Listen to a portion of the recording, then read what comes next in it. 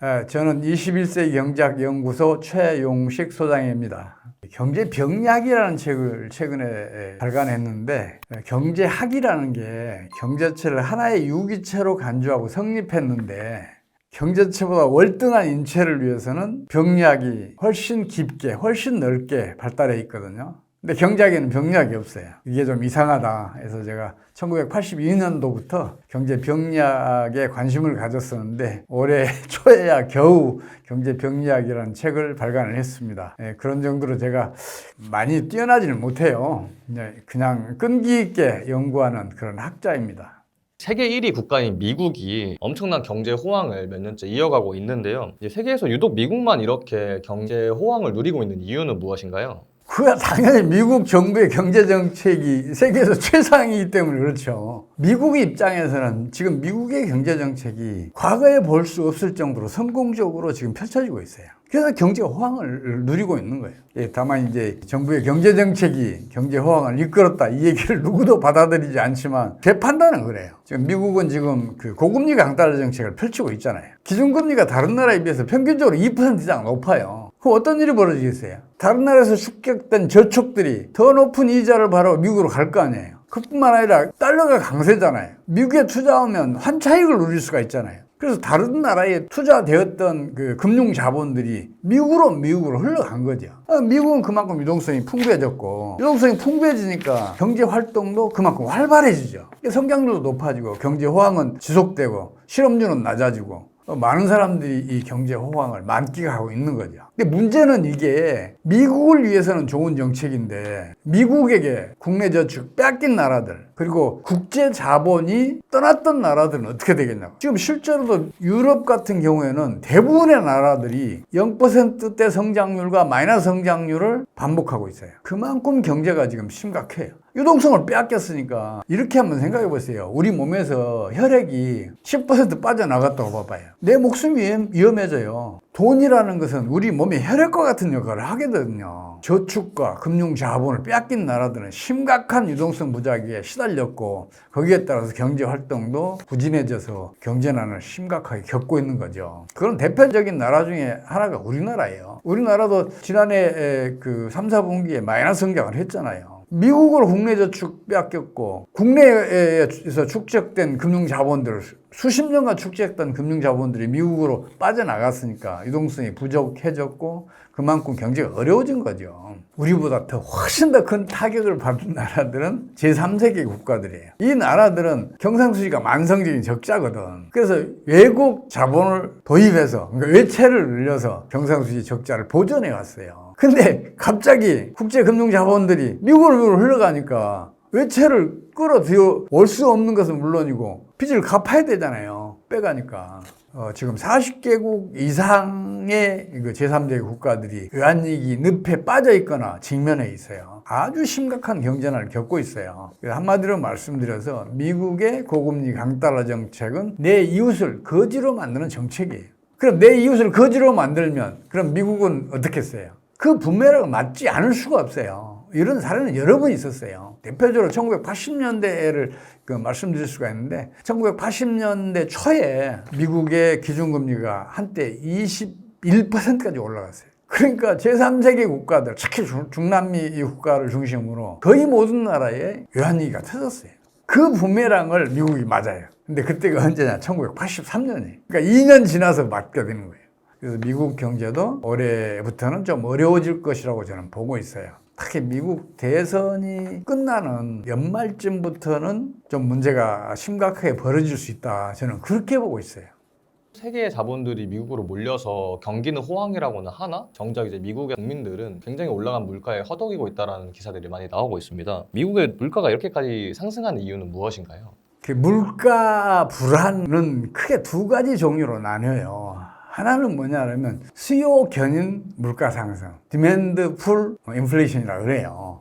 그게 있고 또 다른 하나는 코스트 푸시 인플레이션, 비용 압박 인플레이션이라는 게 있어요. 미국이 2023년도부터 겪은 그 소비자 물가 상승의 급등은 코스트 푸시 인플레이션이에요. 석유 등 주요 자원가격이 급등했었고 중국과의 마찰로 공급망 문제가 생겼었고 또 이제 그 밖에 이제 여러 가지 그 비용 상승 요인들 때문에 물가가 한때 9.3%까지 올라갔어요. 그 뒤로 물가가 차츰차츰 안정이 되다가 지금 최근에 와서 다시 고개를 들었어요. 근데 이 물가 상승은 디맨드 풀 인플레이션이에요.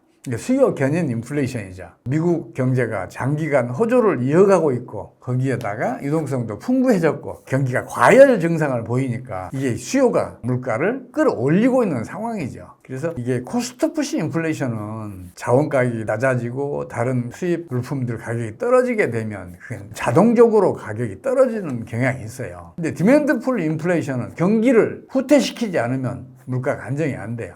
그래서 지금 인플레이션이 2023년도보다 훨씬 위험하다고 볼 수가 있어요. 그래도 후유증과 부작용도 더 클 수밖에 없을 것 같아요.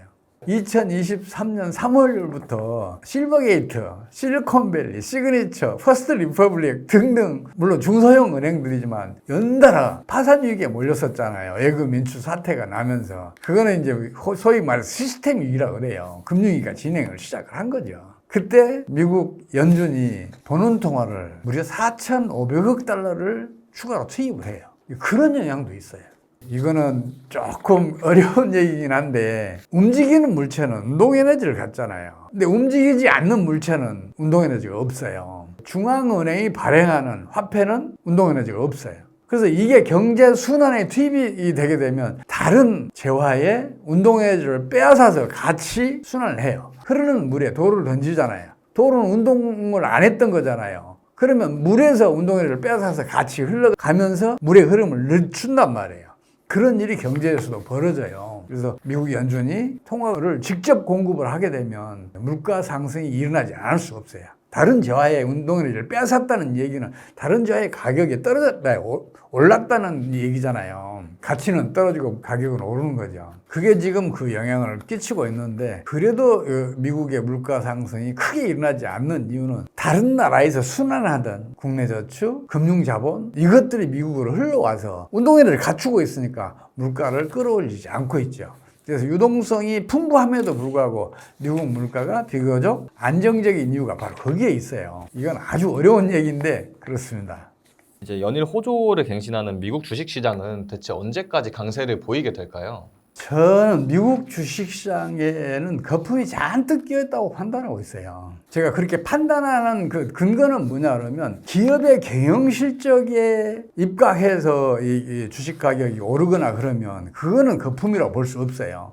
실제로 이익을 창출하고 있고 기업의 가치가 올라가고 있고 거기에 따라서 주가가 올라가는 거니까 그거는 정상이라고 볼 수가 있는데 미국 주식시장은 2021년부터 지금까지 계속해서 테마가 주식시장 호황을 이끌어 왔어요. 처음에는 가상화폐 열풍이 불었죠. 이 가상화폐 열풍이 꺼지면서 그 다음에는 바로 전기차 또 열풍이 불었죠. 배터리 산업도 마찬가지로 같이 열풍이 불었고요. 그래서 주식시장을 끌어올렸어요. 근데 그게 또 꺼질만 하니까 그 다음에는 이제 AI 열풍이 불었잖아요. 지금 AI 바람으로 지금 미국 주가 지수가 사상 최고치를 계속해서 갱신했었죠. 최근까지만 하더라도. 근데 그 다음에 테마가 또 하나 나와야 될 거 아니에요. 근데 테마가 안 보여요. 그럼 AI라도 그 열풍을 이어가야 되는데 AI 한계에 대해서 지금 여러 전문가들 얘기를 하고 있잖아요. AI가 기업의 실질적인 이익을 이렇게 창출을 해줘야 되는데 아직은 그런 단계가 아니에요. 그리고 제가 안타까운 거는 AI 전문가들이 자꾸만 AI의 앞날에 과대 평가를 하고 있어요. AI는 엄청 중요하잖아요. 그래서 이게 과대평가를 하게 되면 나중에 그 과대평가가 실현이 안 될 때는 어떻게 될 거예요? 기대가 큰 만큼 실망도 클 거 아니에요. 그러면 또 그 AI 빙하기가 올 수가 있단 말이에요. 그래서 특히 저는 그 AI 열풍에는 더 심각하게 보고 있어요. 물론 엔비디아의 그 AI 반도체를 사가는 데는 많죠. 근데 그 사가는 업체들이 실적으로 이익을 남겨야 될 거 아니에요. 그래야 그 수요가 지속될 거 아니에요. 근데 그런 그 AI 반도체를 사간 기업들에서 이익을 그만큼 창출하고 있냐는 얘기죠. 이제 그런 걸 지금 전문가들이 지적하고 있어요. 그래서 AI 열풍도 멀리 못 갈 것으로 보고 있고 또 다음에 어떤 테마가 등장해서 열풍을 이어가야 되는데 그러지 못하고 있어서 지금 미국 주식시장의 앞날이 좀 어둡다고 저는 보고 있어요. 거품이라는 꺼지기 마련이잖아요. 지금 미국 주식시장은 거품이 너무 커져 있는 것 같아요. 문제는 뭐냐 그러면 미국 주식시장은 미국 연준이 적절한 정책 처방을 통해서 유지할 수 있을지도 몰라요. 실제로 경제학계에서 그런 얘기를 해요. 주식시장이 호조면 실물경제도 호조를 이룬다. 이건 이제 그동안에 여러 연구들이 입증을 했으니까 미국 재무부나 미국 연준 중앙은행이 주식시장 호조를 이어가기 위해서 온갖 노력을 다 기울여요. 떨어질 것 같으면 직접 유동성도 투입을 해요. 그래서 지금 현재의 미국 시장 호조를 이어갈 수 있을지 몰라요. 문제는 뭐냐 하면 지금 중국과 유럽이에요. 유럽을 먼저 말씀드리자면 유럽의 주요 국가들은 지난해부터 이미 마이너스 성장과 연쇄 성장을 왔다 갔다 하고 있어요. 경기 부진이 아주 심각하잖아요. 그러면 기업들의 이익 창출도 그만큼 안 되잖아요. 그렇다면 주가지수도 하락하는 게 정상인데 올해 3월까지만 하더라도 독일이든 프랑스든 영국이든 주식시장의 최고 수준을 계속 갱신해 왔단 말이에요. 경제가 부진한데 주식시장만 홀로 상승 추세를 이어갈 수 있겠냐는 거죠. 거품이 지나치게 커져 있다고 봐요. 그래서 혹시라도 유럽에서 주식시장이 붕괴되면서 부동산 시장까지 붕괴되고 거기에 따라서 금리가 터지게 되면 미국도 피해를 피해갈 수 없을 거다. 미국 주식시장도 그 거품이 붕괴될 수 있을 것이라고 저는 보고 있어요. 물론 지금 미국 연준을 중심으로 세계 주요 각국들의 중앙은행들이 긴밀히 협조하고 있어요. 정기적으로 화상회의를 하고 있다고 저는 알고 있어요. 임시회의도 종종 해요. 그러면서 주식시장 호조를 이어가기 위해서 주식시장 붕괴를 막기 위해서 온갖 노력을 다 기울이고 있어요.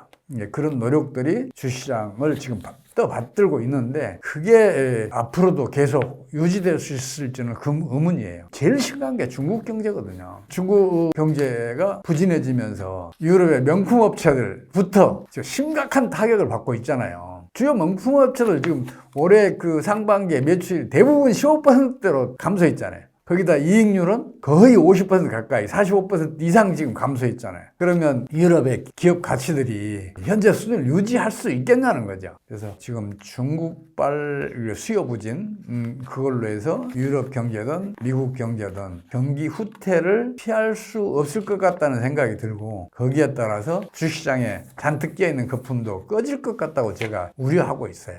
주식시장이 붕괴되면 금융위기는 즉각적으로 진행을 합니다. 금융위기가 진행이 되면 성장률은 금방 마이너스로 돌아서서 경기 후퇴가 일어나게 됩니다. 올해 하반기 금리 인하할 수도 있다. 아직은 할 수 없을 것이다. 이렇게 의견이 대립을 하고 있는데 이제 미국 금리의 앞으로의 방향성이 어떻게 될지 궁금합니다. 미국은 기준금리 인하 못해요. 만약 기준금리를 인하하잖아요. 그럼 달러는 금방 약세로 돌아설 거 아니에요. 그럼 어떤 일이 벌어지겠어요? 미국에 투자되었던 국제금융자본들은 환차손을 입을 거 아니에요. 환차손 피해야 되잖아요. 그리고 국제금융자본들이 미국을 떠나요. 그럼 유동성이 수축이 돼요. 유동성이 수축이 되면 신용 파괴 원리를 작동을 시켜요. 신용 파괴 원리가 작동하면 신용 순수배만큼 경제 내 유동성이 축소가 돼요. 금리가 진행되는 거죠. 기준금리 내리는 즉시 금융위기는 금방 터져요. 그래서 저는 미국은 기준금리를 당분간 못 내린다고 저는 확실하게 말씀드릴 수 있어요. 다만 금리가 진짜로 빠르게 진행될 때는 기준금리를 0% 수준까지 낮춰야 돼요. 그래야 그 금융위 진행을 막을 수가 있어요. 이 얘기는 기준금리를 미국 연준이 내렸다 그러면 세계적인 금리가 이미 진행되고 있다고 봐야 돼요. 그렇게 판단을 하셔야 앞으로 세계 경제, 미국 경제, 우리나라 경제가 어디로 갈지를 가늠이라도 할 수가 있고 주식시장이든 부동산 시장이든 향후 전망을 정확하게 해낼 수 있을 거예요. 미국의 기준금리 동향을 유심히 살펴보시라고 제가 권해드리고 싶어요. 미국의 중심지나 대도시에 있는 상업용 부동산들이 엄청난 가치 하락을 겪고 있다고 합니다. 세계 1위 국가의 부동산이 가격이 떨어진다는 게 도저히 이해가 되지 않는 현상인데요. 그 이유가 무엇인가요? 미국의 부동산 시장, 특히 상업용 부동산, 대도시의 빌딩들, 사무용 공간들 이런 데 가격이 많이 떨어져 있는데 그래도 잘 버텨요. 왜 그렇겠어요? 다른 나라의 저축들, 다른 나라에 투자됐던 금융 자본들이 미국으로 흘러가니까 유동성이 풍부해지잖아요. 그러니까 이게 이 부동산 수요에도 가담을 하면서 겨우겨우 버티고 있다고 저는 보고 있어요. 근데 그동안에 미국의 상업용 부동산, 특히 주거용 부동산도 2배 이상 올랐어요. 미래 수요가 현재 수요로 넘어왔어요. 거품이 형성된 거예요. 그러면 미래 수요가 현재로 넘어왔으니까 조만간 수요가 없어지는 때가 올 거 아니에요. 그래서 그 거품이 곧 꺼질 수도 있다고 저는 봐요. 다만 이제 미국 연준도 그걸 방치하지는 않을 거예요. 만약 부동산 시장에서 붕괴가 일어나면 금융기관들이 전반적으로 경영수익이 악화돼요. 그럼 금리가 금방 진행된단 말이에요. 그래서 부동산 시장에도 붕괴의 조짐이 보이면 유동성을 공급할 거예요. 그럴 걸로 보고 있지만 그게 과연 언제까지 지속될 수 있을까? 저는 그게 의문이라는 거죠. 유럽이든 중국이든 금리가 진행을 하기 시작하면 미국의 주식시장은 물론이고 부동산 시장까지 붕괴에 직면하게 되고 현재와 같은 부진한 상황도 더 악화될 것으로 저는 보고 있어요. 실제로 지금 미국의 상업용 부동산들 공실률이 대도시 중심으로 20%다 넘어요. 캘리포니아 등 서부 지역은 40% 넘는 지역도 있어요. 그럼에도 불구하고 부동산 시장이 잘 버티고 있는데 이게 언제까지 버틸지 저는 그게 의문이라는 거죠. 거기에다 세계적인 금융위기가 터질 가능성이 높아서 더더욱 제가 걱정을 많이 하고 있습니다. 만약에 찾아올 수도 있는 금융위기를 대비하는 방법과 오히려 이를 부의 축적을 늘릴 기회로 삼을 수 있는 그런 방법은 무엇이 있을지 궁금합니다. 금리가 진행되잖아요. 그러면 신용 파괴 원리가 작동을 해요. 그러면서 신용 승수배만큼 경제 내에 유동성을 축소시키는 압력으로 작동을 하고 그러면서 경제 활동이 수축이 되고 경기 후퇴는 급속하게 진행이 돼요. 이런 거 우리가 여러 차례 겪었어요. 평균적으로 10년에 한 번씩 이런 금리가 터진단 말이에요. 그건 피할 수가 없는데 그런 상황이라면 어떻게 대처하는 게 좋겠어요? 금리가 터질 가능성이 점점 커지고 있다. 그런 상황이라면 투자 활동 등 모든 경제 활동은 최대한 수비적으로 그리고 신중하게 하시는 게 바람직하다고 제가 말씀드리고 싶어요. 그러니까 무엇보다 현금 비중을 좀 높여둘 필요가 있어요. 금리가 진행되잖아요. 주식 가격이든 부동산 가격이든 폭락하는 경우가 벌어져요. 그러면 그때가 아주 좋은 투자 기회가 될 수도 있어요. 우리 그거 겪었잖아요. 1997년 말에 외환위기가 터지니까 우리 주식 가격 폭락했잖아요. 우리 부동산 가격 폭락했잖아요. 근데 98년 하반기부터 경기가 급상승을 하기 시작하면서 주식이든 부동산이든 슬금슬금 올라가기 시작해서 특히 주식 투자하신 분들은 그때 큰 이익을 남겼어요. 근데 만약에 그때 현금이 없었다면 그 투자가 가능했겠어요? 그래서 금리가 터진 뒤에 주식이든 부동산이든 폭락한 상황에서 투자하기 위해서는 현금을 가지고 있어야 한다는 얘기죠. 지금까지 주식 투자든 부동산 투자든 큰 손해를 본 분들도 현금을 보유하고 있다가 그때 기회를 잡아서 투자를 하게 되면 그동안의 손해 충분히 만회하고 남을 수도 있겠다. 저는 그렇게 보고 있어요. 그렇게 이 말씀 드리고 싶어요.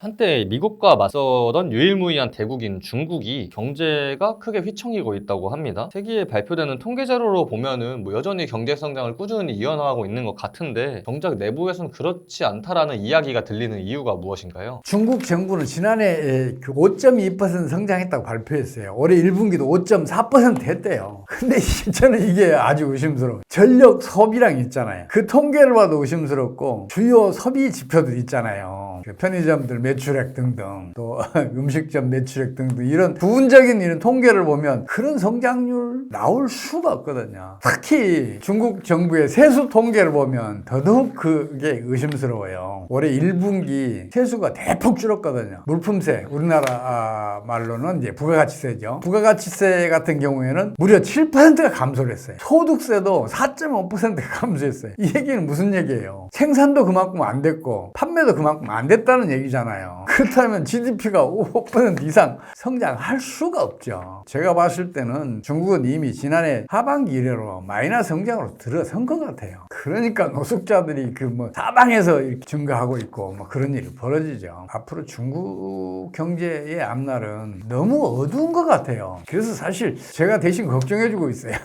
특히 이제 중국의 실리콘밸리라고 불리는 선전시에 골목마다 노숙자가 가득하다고 합니다. 우리나라로 치면 판교 이런 곳인데 어떻게 고부가가치 산업인 IT 산업단지에 대체 어떻게 노숙자가 그렇게 생겨날 수가 있는 건가요? 경기가 후퇴를 시작하잖아요. 그러면 모든 재화가 똑같이 소비가 줄어드는 게 아니에요. 제일 먼저 줄어드는 게 시설재, 그 다음에 내구재, 그 다음에 명품. 그 뒤로 이제 곧바로 하이엔드 제품이라 그러죠. 첨단 제품들. 이 순서대로 감소를 해요. 그러니까 첨단 제품을 생산하는 부동산하는 도시가 가장 먼저 타격을 입게 되죠. 그러니까 선전 등 소위 중국의 실리콘밸리라는 그런 대도시에서 노숙자도 급증을 하고 또 실업자도 실업률도 급증을 하고 막 그래요. 그런 원인이에요. 중국 경제 얘기를 하면은 또 중국의 부동산 얘기를 하지 않을 수가 없는데요. 중국 최대 건설사인 헝다의 파산에 이어서 여러 건설사들이 줄줄이 폐업을 하고 있고, 심지어 이제 중국 내 빈집이 6천만 채가 훌쩍 넘어간다고 합니다. 현재 중국 부동산 시장의 실태는 어떤가요? 지금 중국의 부동산 시장은 사실상 붕괴됐다고 말씀드려도 틀리잖아요. 빈집이 1억 채가 넘는다 그러잖아요. 그리고 건설이 중단된 주택도 지금 3천만 채가 넘는데요. 이건 제가 하는 얘기가 아니에요.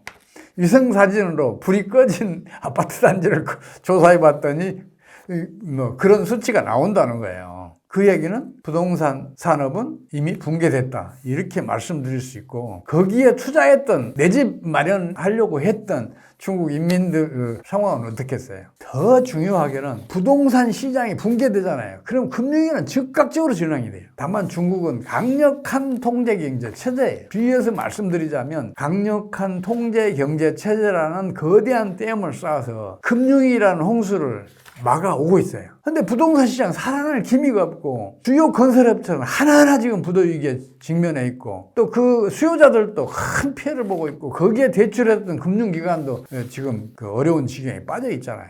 홍수가 계속 밀려오는 거예요. 그래서 그 댐이 조만간 붕괴될 수도 있겠다, 저는 그렇게 봐요. 이 강력한 통제경제 체제가 그걸 막아서고 있으니까 오히려 그게 터지면 타격은 더 클 수밖에 없죠. 그렇잖아요. 댐이 붕괴돼 봐요. 댐 없는 것보다 더 못해요. 지금 중국 경제 상황이 그런 것 같아요.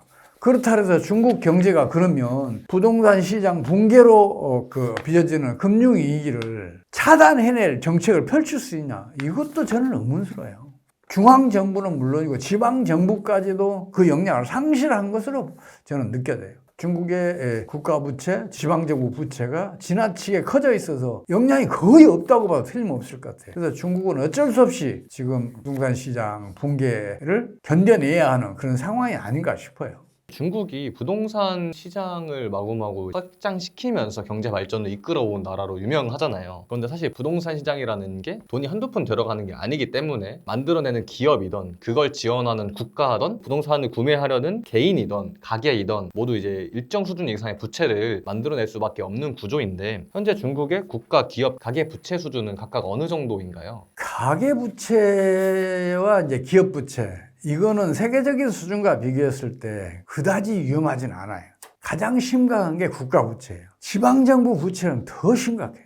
국가 부채가 그 한 조사에 따르면 GDP의 지금 280%를 넘었다는 그런 보고서도 있어요. 일본이 200%를 넘었으니까 일본보다 훨씬 심각한 거죠. 국가 부채가 그만큼 크다는 얘기는 금융위기와 같은 어떤 경제난을 극복하는데 정책 역량을 거의 고갈시켜요. 경제의 악순환을 차단하기 위해서는 강력하게 재정을 투입해서 그 악순환을 선순환으로 돌려야 될 거 아니에요. 근데 부채가 지나치게 커져 있으니까 재정 지출 확대를 할 수 없는 지경에 와 있어요. 이제 그것도 문제지만 지금 지방정부 부채는 중앙정부 부채가 더 심각한 것 같아요. 일부 지방정부는 공무원 월급도 못 주고 있잖아요. 그동안 지방정부들이 토지 사용권을 매각해서 재정이 한 30-40%를 충당해왔는데 부동산 시장이 붕괴되니까 토지 사용권 매각이 안 되니까 세수가 30-40%씩 결손이 난 거죠. 그러니 얼마나 심각하겠어요. 그래서 중앙정부가 지방정부들에게 지방금융공사를 설립하도록 허가를 해줬어요. 그러니까 지방금융공사가 지방정부의 그 채권들을 인수를 해서 지방정부 재정을 충당했는데, 이 지방금융공사가 지금 한계에 와 있어요. 지방금융공사 자체가 지금 부도나기 직전이란 말이에요. 그래서 지방정부 재정은 어떻게 손을 써볼 도리가 없을 정도로 악화되어 있는 거 아닌가, 저는 그런 판단을 해요. 다만 제가 정확한 통계 지표들을 얻을 수가 없어요. 중국은 반간첩법? 이런 법을 통해서 경제 지표를 그 외국에 알려주는 것도 간첩으로 처벌을 받는다니까요. 중국의 주요 경제 지표들조차도 지금 제가 충분히 받아보지를 못하고 있어서 정확하게 파악하기는 어렵지만 중국 경제는 점점 더 어려운 지경에 빠져들고 있다고 저는 보고 있어요. 무엇보다 심각한 것은 시진핑 리스크예요. 세계사에서 민주화 없이 경제 번영을 지속한 나라는 하나도 없어요. 독재 국가이더라도 민주화가 진행이 되면 경제가 성장을 해요. 민주국가이더라도 독재화가 민주화가 후퇴를 하면 쇠락의 길로 들어서요. 그래서 민주화라는 것은 경제 번영, 경제 성장의 전제 조건이나 다름없어요. 세계사가 이미 그렇게 증명했으니까. 근데 시진핑이 집권한 이후에 정치 민주화는 물론이고 경제 민주화까지 계속해서 후퇴하고 있잖아요. 그렇다면 중국 경제의 앞날은 어두울 수밖에 없는 거죠. 그래서 제가 중국 대신 엄청 걱정해주고 있어요. 이렇게 현재 중국의 경제 상황이 매우 안 좋은데 중국 정부도 이것을 의식해서인지 모르겠지만 이제 세계 공장을 자처했던 과거에 이어서 이제는 진짜 말 그대로 전 세계에 중국의 물건을 공급하겠다는 의지로 알리와 테무 등 엄청난 수출을 진행을 하고 있잖아요. 이로 인한 이익이 이제 중국 경제를 좀 살리는데 혹시 도움을 주진 않을까요? 제 눈에는 안 보여서 제가 걱정해요. 사실 지금 일본이 지난 30여 년 동안 0% 성장을 하고 있거든요. 연평균 성장이 0.8%예요. 성장을 거의 못했다는 이야기죠. 이렇게 장기 경기 부진을 겪는 가장 큰 원인이 뭐냐면 일본의 경제 정책, 그 중에서도 경상수 적자를 즉각 해외 투자로 유출시키는 정책이거든요. 엔화 가치 올라가는 걸 막기 위해서 그런 정책을 펼쳐요. 경상수 적자를 해외로 즉각 유출하는 게 무슨 의미예요? 수출로 애써 벌어들이는. 그리고 국내에서 그걸 생산했잖아요. 내 돈으로 생산했는데 그걸 즉각 해외로 유출시킨단 말이에요. 그게 무슨 의미냐고요. 수출로 애써 벌어들인 소득을 즉각적으로 해외로 유출시킨 거잖아요. 그럼 내수는 당연히 부진해지죠. 수요가 일어날 수가 없잖아요. 그래서 일본이 그 초장기 경기 부진을 겪고 있는 거잖아요. 근데 중국도 최근에 일본과 똑같은 경제 정책을 펼치고 있어요. 경상수 적자를 즉각 해외로 유출시키는 정책을 펼치고 있어요. 그럼 당연히 중국 경제도 일본처럼 초장기 경기 부진에 들어갈 수밖에 없죠.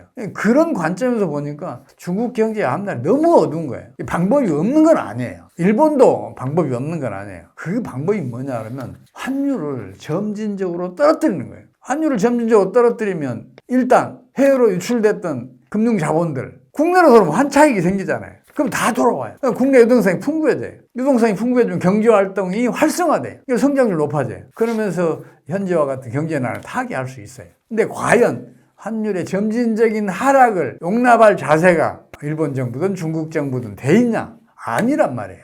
경제학이 그렇게 가르치고 있어요. 경상수 적자는 클수록 성장률을 높인다고 이렇게 가르치고 있어요. 그걸 너무나 강력하게 믿고 있는 게 일본 정부와 중국 정부예요. 우리나라도 마찬가지고요. 그래서 경기 부진이 심화되고 있는 거예요. 그래서 발상의 전환만 하면 지금의 경제난을 벗어날 수 있어요. 저는 그렇게 믿고 있어요. 제가 연구한 경제학으로는 그래요. 근데 이게 일반적인 인식은 아니죠. 현재 경제학이 그렇게 안 가르치고 있으니까 한 번쯤 역발상을 해볼 만도 한데 왜 그거 안 하는지 모르겠어요. 우리나라는 가뜩이나 대중 수출 의존도가 높은데 만약에 중국에 말씀하신 대로 경제 위기까지 닥치게 된다면은 그 피해를 보지 않을 수가 없습니다. 우리나라가 이제 중국의 경제 위기 속에서 살아남으려면 어떻게 대응을 해야 할까요? 우리 기업과 우리 국민은 세계 최강의 경쟁력 성장력을 갖추고 있어요. 어떤 위기가 와도 그건 다 극복할 자세가 돼 있다니까요. 우리 기업은 어느 한 문이 닫히잖아요. 반드시 다른 문을 열어내요. 중국 정부가 한류를 차단했을 때 우리 연태업계 다른 해외 시장을 개척을 해서 지금 전 세계적인 한류 바람을 일으켰잖아요. 우리 화장품 업계, 중국의 애국 소비 열풍이 불면서 중국에서 고전을 했잖아요. 그러니까 우리 화장품 업계에는 다른 세계 시장을 개척해냈잖아요.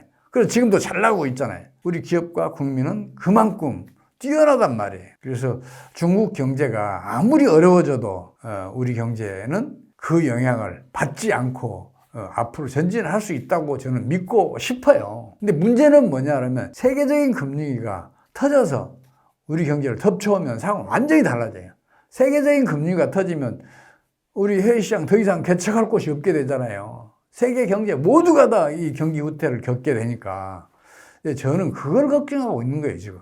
올해 미국의 연말쯤 대선이 끝나면 세계적인 금융위기가 터질 수도 있겠다. 그걸 지금 심각하게 걱정하고 있어요. 그렇게 예상되면 개인들은 어떤 식으로 대응을 해야 할까요? 사람이 중병에 걸려 있어도 좋은 의사 만나서 적절한 처방을 신속하게 받으면 건강을 금방 회복할 수 있어요. 경제도 마찬가지예요. 경제가 아무리 어려워도 정부가 적절한 정책을 신속하게 펼치면 그 난국을 타개해낼 수 있어요. 저는 이제 그걸 기대하고 있는데 우리 정부든 미국 정부든 혹은 다른 나라 정부든 앞으로 심각한 금리가 터지고 경제난이 심화되더라도 그걸 타개해줬으면 좋겠다 그런 희망을 가지고 있어요. 제발 그렇게 되기를 바라요. 그런데 국가 경제가 심각한 파국에 들어가게 되면 개인이나 기업이 어떻게 해볼 도리가 없는 경우가 많아요. 대부분이 그래요. 그래서 제가 개인이나 기업에게 앞으로 어떻게 하십시오 이런 말씀을 못 드리겠어요. 오히려 저는 정부에 그런 당부를 해드리고 싶어요. 어떻게 하면 앞으로 닥칠 금융위기를 슬기롭게 성공적으로 극복할 수 있는지 그 준비를 좀 미리 해줬으면 좋겠다. 그런 말씀을 드리고 싶어요. 사실 우리 정부가 부동산 PF 문제, 새마을금고 문제 이런 등등이 터지면서 아주 심각한 금융 상황이 전개된 적이 있었어요. 그때 우리 정부가 신속하게 거기에 대응을 했어요. 그리고 다각적인 그리고 단계적인 전략을 다 만들어 놓고 어떤 상황이 벌어지면 거기에 맞게 정책을 펼쳤거든요. 세계적인 금리가 닥쳤을 때도 그런 전략을 마련해 둬야 돼요. 제발 그렇게 해주기를 저는 당부드리고 싶어요. 국민과 기업에게는 제가 할 말이 없어요. 국가 경제가 파탄에 직면하면 기업과 국민 어떻게 해볼 도리가 없다니까요. 그래서 정부에 우선 제가 당부드리고 싶어요. 지금 현재 난국을 타개할 방법이 사실은 없는 건 아니에요. 우리 정부가 우리 환율이 점진적으로 하락하는 걸 용인만 해주면 국내에서 유출됐던 국내 저축들, 금융 자본들 다 돌아와요. 유동성이 풍부해져요. 유동성이 풍부해지면 금융위기가 진행되면서 신용 파괴가 작동하고 거기에 따라서 신용 승수만큼 유동성이 축소되는데 이 유동성이 그걸 막아줄 수 있단 말이에요. 우리 정부가 환율이 점진적으로 하락하는 걸 용납하는 정책만 펼치면 우리 경제는 지금 당장도 6% 이상 성장할 수 있다고 저는 믿고 있어요. 정부가 고환율 정책을 펼치니까 지금 경제는 심각한 거거든요. 우리 정부는 환율이 올라야 수출이 증가하고 그리고 성장도 높아진다고 믿고 있어요. 경상수지가 만성적인 흑자인 경우에는 그런 사례가 세계사적으로 단 하나도 없어요. 환율이 점진적으로 떨어질 때 오히려 수출은 증가해요. 경상수지가 만성적인 흑자일 때는 이론이 아니라 현실을 먼저 봐야 할 거 아니에요.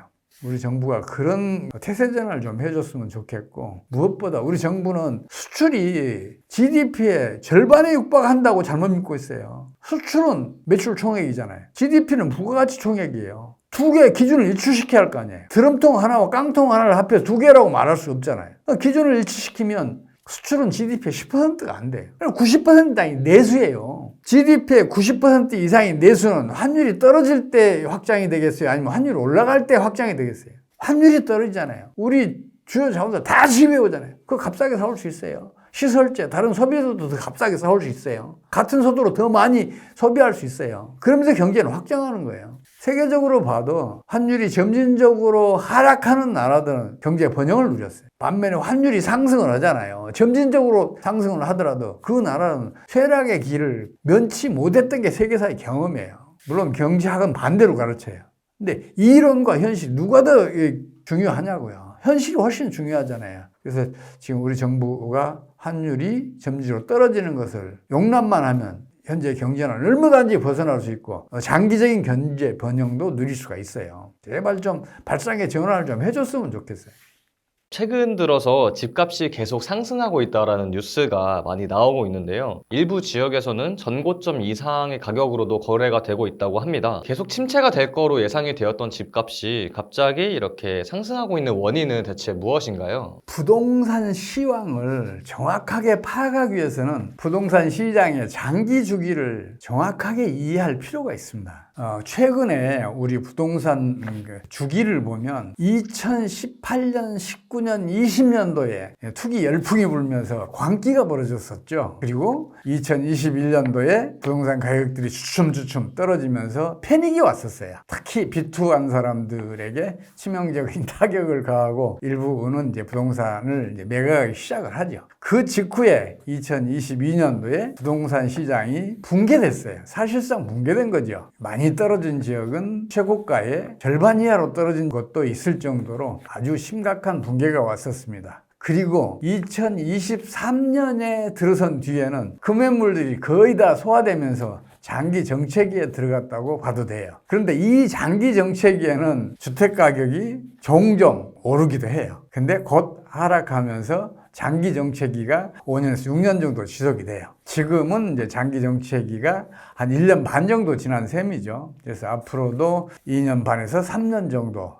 더 장기 정체기가 지속될 것으로 저는 보고 있어요. 이거는 이제 일반적인 주기니까 그 가운데 특별한 일이 벌어질 수 있어요. 특히 세계적인 금융위기가 터져서 우리 경제를 덮쳐온다면 우리 부동산 시장도 또다시 붕괴에 직면하는 일이 벌어질 수 있어요. 그래서 일반적인 것과 그런 특별한 사태가 터지는 것을 항상 염두에 둬야 부동산 주기를 정확하게 이해할 수 있고 현재의 부동산 가격이 일부 상승하는 그 현상도 정확하게 이해할 수가 있어요.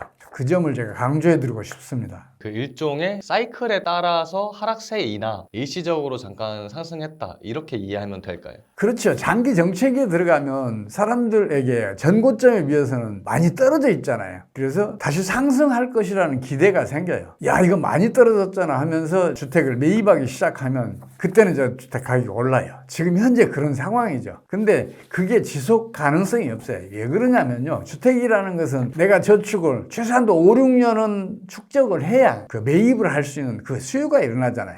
지금 장기 정체기에는 그 수요가 안 일어나요. 자본 축적이 한 5, 6년 지속이 돼야 그때 비로소 부동산 투기가 다시 일어나거든요. 부동산 투기가 다시 일어나면 부동산 가격이 급등을 하잖아요. 그럼 2, 3년 더 저축해야 할 사람들이 큰 빚을 내서라도 부동산을 매입하게 돼요. 이 얘기는 미래에 나타날 수요가 현재로 넘어왔다는 얘기 아니에요.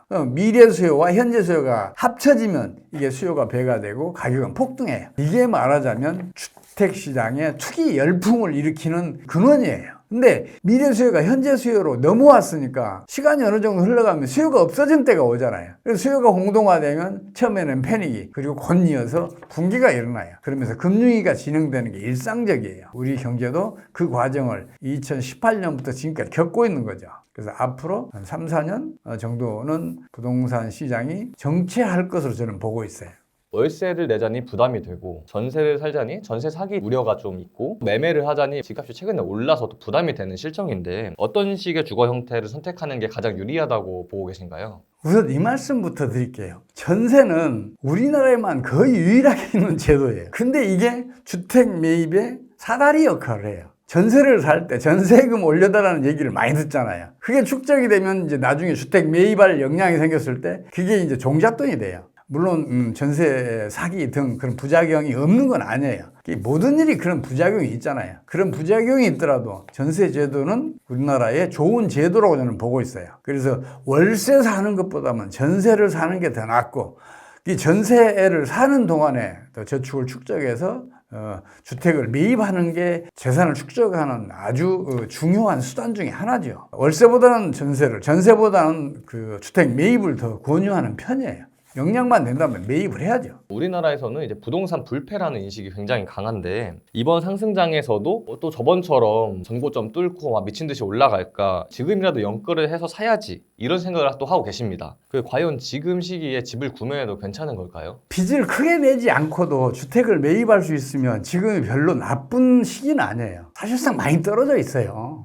일부 지역은 뭐 전고점을 돌파했다고 하지만 전반적으로는 좀 떨어져 있는 상태예요. 그리고 그 주택 주기라는 것은 평균적으로 10년을 통해서 이제 순환을 하기 때문에 부동산 투기는 반드시 다시 일어나요. 그때까지 버틸 수 있으면 지금 주택을 사는 게 바람직하죠. 다만 빚을 내서 주택을 매입하는 것은 저는 권장하지 않아요. 왜 그러냐면 앞으로 3, 4년은 주택시장이 장기 정체기를 겪을 가능성이 높고 거기에다 세계적인 금융과 우리 경제를 덮쳐오면 또 더블딥에 빠질 수도 있어요. 그래서 앞으로 3, 4년 동안 은행 빚을 그 대출 이자를 감당하기가 쉽지 않잖아요. 그래서 빚을 내서 주택 매입하는 분들에게는 지금은 시기가 아니라고 그런 말씀을 드리고 싶어요. 역량이 있으면 그러니까 빚을 내지 않고도 집을 살 수 있으면 지금 사는 게 좋다고 저는 거듭 말씀드리고 싶어요. 빚을 내서 주택을 매입하는 거는 투기가 일어나기 직전에는 해도 돼요. 근데 사람이 그 타이밍을 잡기가 어렵잖아요. 빚을 내서 집을 매입했는데 집값이 2배, 3배 뛰었다고 생각을 해봐요. 그러면 빚을 감고 남잖아요. 이제 그런 경우는 바람직한데 그 타임을 누가 어떻게 그리 쉽게 잡을 수 있겠어요. 그래서 지금으로서는 주택시장이 장기 정체기에 들어가 있으니까 빚을 내서 주택 매입하는 것은 삼가하는 게 좋겠다. 이렇게 말씀드리는 거예요.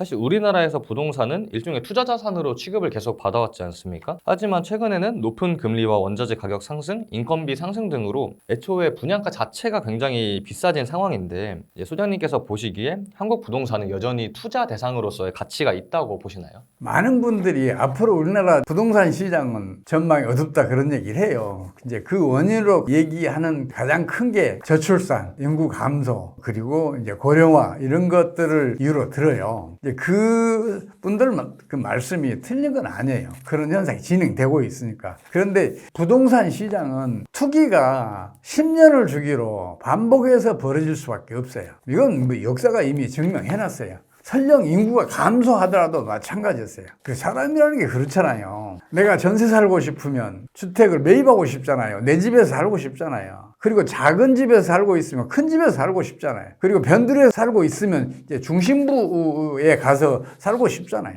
사람이 욕심이라는 게 끝이 없잖아요. 강남 같은 경우에는 거기는 불패라고 봐도 틀림없어요. 사람이 욕심이 그런 거니까. 근데 경제 성장이 정상적으로 이루어지고 저축이 일정 기간 축적이 되면 주택에 대한 수요도 일어날 거 아니에요. 그러니까 주택 수요가 일어나면 어디에 가장 먼저 투기 열풍이 불겠어요. 강남을 비롯한 소위 말해서 중심부, 교육 여건 좋고 교통 여건 좋고 직장 가깝고 문화 시설 충분하고 뭐 이런 등등 이런 곳에 살고 싶잖아요. 그래서 거기에서부터 부동산 투기가 일어나게 되는데 거기서 투기가 활발해지면 그 인견적이 금방 전염이 돼요. 그 다음에 또 다른 지역까지 부동산 투기가 일어나게 되거든요. 이게 우리가 지금까지 겪어왔던 현상이에요. 다만 앞으로는 우리가 이제 인구가 감소할 수도 있으니까 한쪽에서는 부동산 투기가 일어나는데 다른 한쪽에서는 슬럼가가 형성될 수도 있어요. 슬럼가가 형성되면 그쪽 부동산은 가격이 떨어지게 돼 있어요.